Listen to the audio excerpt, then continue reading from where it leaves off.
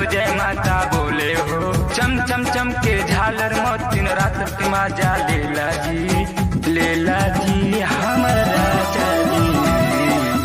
9 दिन नवरात्र पूजा मोर राजा जी।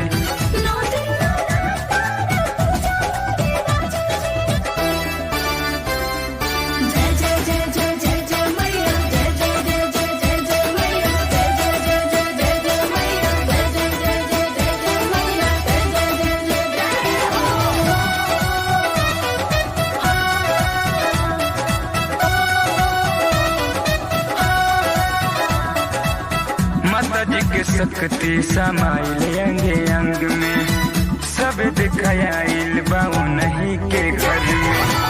माता जी के शक्ति समाइल अंगे अंग में, सब दिखाइल बाऊ नहीं के घर में।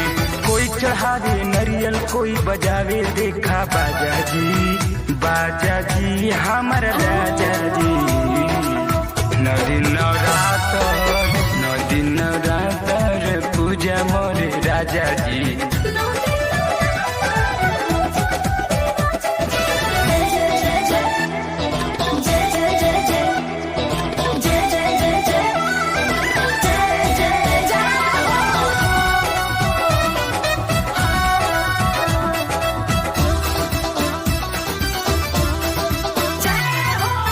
यहाँ न बुझाला के अमीर के गरीब जी, चुनरी चढ़ौते खुले सब कर नसीब जी।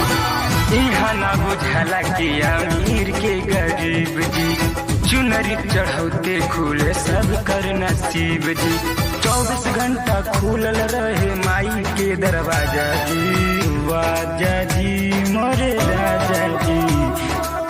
9 दिन नवरात्र पूजा मोर राजा जी।